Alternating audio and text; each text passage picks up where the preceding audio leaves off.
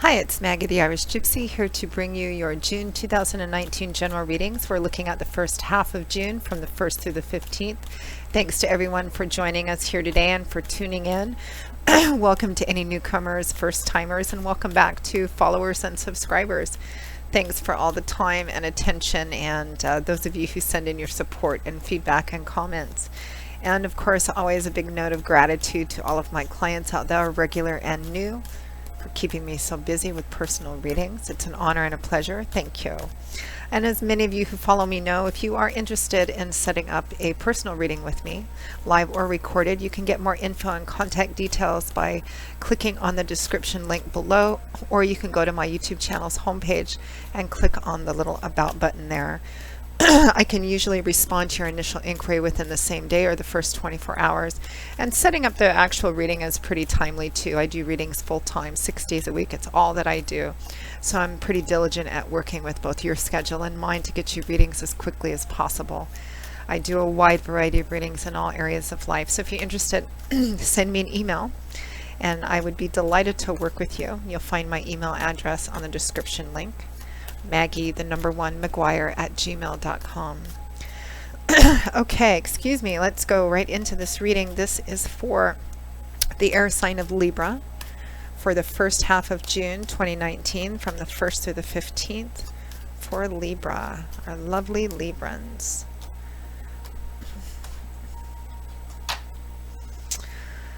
Okay, Libra, we begin with the Ten of Swords, followed by the Page of Swords in the reverse. We have the High Priestess, followed by the Hermit. From the bottom of the deck, your overall energy for the first half of June is the World. So completion, it looks like there is a major significant situation or cycle in your life that has come to an end, a pretty distinctive end. And there's been probably a lot of lessons learned. Your overall energy is the World. This is, you have 3 major arcana cards. So this is a pretty important, impactful time in your life, whatever this situation is about, whether it's about work, career, job, whether it's about, a relationship or partnership of some kind. It's been pretty significant and a pretty big learning experience for you. And probably divine timing and orchestration is strongly at play here as well. The World is the last major arcana card in the tarot. We begin with the Fool, who has a 0 at the top of his card, and all the cards after the Fool are about the Fool's journey through life, how we learn and change and grow, ideally, until we reach the top of a particularly significant mountain and we move on to something else, which is what the World represents. It's a major card of completion, and it represents kind of looking forward at a brand new horizon full of different options and opportunities and possibilities, which we can only see by actually reaching that, which means that we are done with the long, challenging climb of something that we have been involved in. So completion, and also acknowledging that there's a whole new vista in front of you, a whole new landscape of opportunities after something which I feel has been, for those of you for whom this represents a relationship ending, has been pretty significant for you and very challenging. We have the Ten of Pentacles with the Page of Swords in reverse. So, the Ten of Swords, not the Ten of Pentacles. I have no idea why I said that. The Ten of Swords. For some of you, maybe it's in money or work related. The Ten of Swords is often referred to as the stabbed in the back card. It can represent feeling a strong sense of betrayal, of unexpected betrayal. But the positive aspect of the Ten of Swords is that tens represent cycle completion, cycles ending, something coming full circle. So whatever put this man face down or woman face down on the ground, you can see that a golden light is shining through these swords. It's a healing light. You can see that the sun is rising in the background, a new day is dawning, and the animals are beginning to return to the scene too. These are all signs that of something coming back to life, of life kind of returning and of waking up after perhaps a challenge or a calamity or some kind of trauma. Which represents perhaps some kind of betrayal. Now, it's accompanied and clarified by the Page of Swords in reverse. So in the upright position, the Page of Swords can represent somebody who wants to do the right thing. He's sometimes a bit full of himself and a bit mouthy, full of the what he thinks or she thinks is the right ideas. Um, but they're pages, and sometimes it can represent being in a situation, a moral or ethical dilemma, where you're trying to figure out what is the right thing to do, what is the right, the absolute, the ethical, moral right thing to do, to say, how to proceed forward, being unsure, and maybe feeling like you're all alone and standing up and doing the right thing when everybody else is doing something different. So in the reverse, I feel like whatever caused this betrayal, or this feeling of betrayal. And it could be that you have been betrayed by somebody else. It could be that you've betrayed somebody else or been perceived to, or a combination of both of those. I feel like somebody lied. Somebody said something that wasn't true. Somebody lied, and this is interesting because I feel like one of you, whether it was you, Libra, or another person, because I feel like this was a relationship or partnership of some kind, whether it was in the romantic sense or best friends or work situation, partnership. I feel like somebody found themselves in a situation, you or the other person, where they were confronted about something. This may be one of those that only resonates to a few because it feels so specific, or it's somebody's specific story, where you or the other person was confronted with something, and the something was fairly innocent, meaning like maybe you were accused of, flirting or having an affair even, or something, or you accused somebody else. And I feel like for whoever was accused, whether it was you or somebody else, you didn't actually do what you were being accused of, but you knew that it looked bad, so you told a lie or told a set of lies that came out afterwards, and then everything blew up and somebody ended up feeling very betrayed. It could be that both of you ended up feeling very betrayed, which is very interesting. I know it's a very specific story. Sometimes I get very specific details like that, and sometimes I don't, particularly in general readings. But yeah, I feel like it looked like somebody was doing something and they weren't actually doing that thing. Maybe somebody was accused of cheating or having an affair, or being questioned about it, and they weren't, but maybe they were flirting, but they told a series of lies and that ended up not being true, but the truth ended up coming out anyway, and somebody ended up feeling betrayed. Maybe both of you did. That's kind of what I'm getting that happened here. And it obviously created, I think, an ending for a lot of you, or a very difficult time in a relationship. Maybe that relationship ended, or maybe it's going through an ending process, or the relationship as it has been is coming to an end so that it can transform into something else. But I feel like for a lot of you, this situation is coming to a final and complete end, which is what the world represents. But it also represents that there was a certain divine timing and orchestration, meaning that this situation, however painful or challenging it was, came about, or was allowed to come about by God, Spirit, your angels, and guides, in order to bring about an ending of something that needed to come to an end, and which wasn't coming to an end by your own choices. And so they're allowing this to happen so that it can come to an end. And I feel like those of you for whom this resonates know exactly what I'm talking about. And you kind of had this feeling, which is underscored by the next couple of cards, that you're actually, that's what's happening, that the path that you're on, even though there's aspects of it that are painful, that it's meant to be, that you're exactly where you're meant to be, and you're learning a lot of lessons and getting a lot of valuable insight through this process, even though it's difficult, which is usually the process by which we get a lot of insight and wisdom, by mistakes, through pain, because that's part of our learning in life.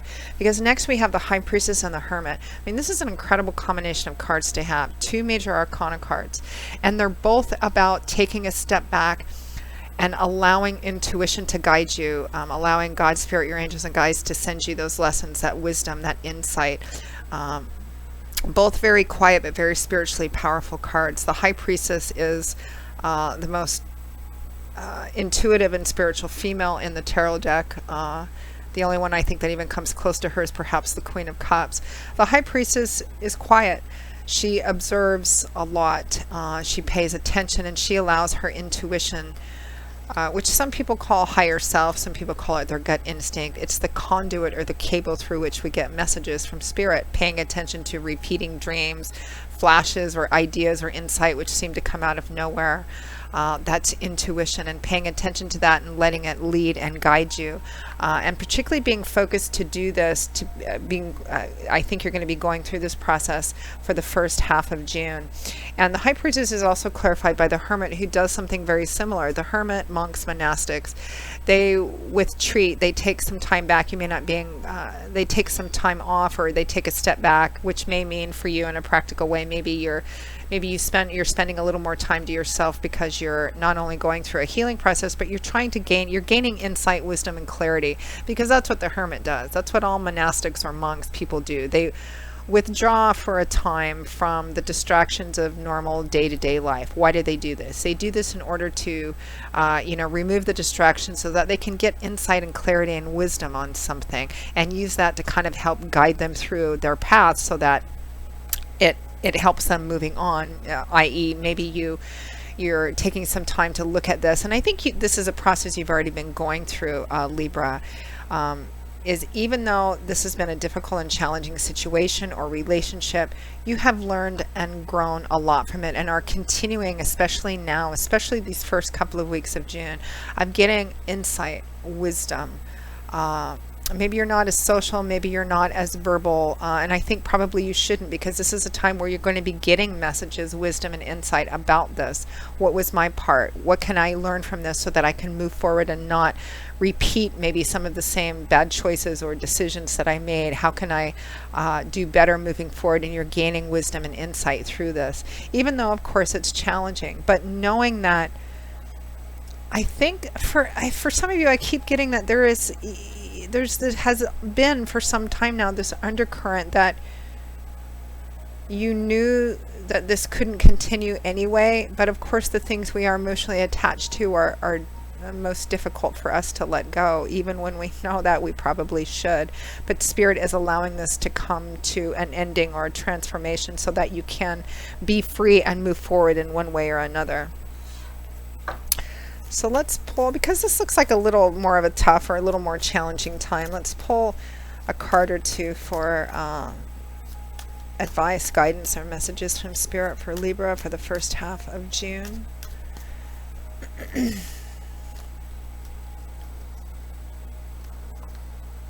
We have, wow, 2 more major arcana cards. This is significant for you, whatever the situation is, Libra, in terms of your own growth and evolvement as a human being. This has been kind of a big one. So we have the Star and the Wheel of Fortune. This is happening exactly as it's meant to. Go with it. Even though I know going with it means that you have to go through the pain.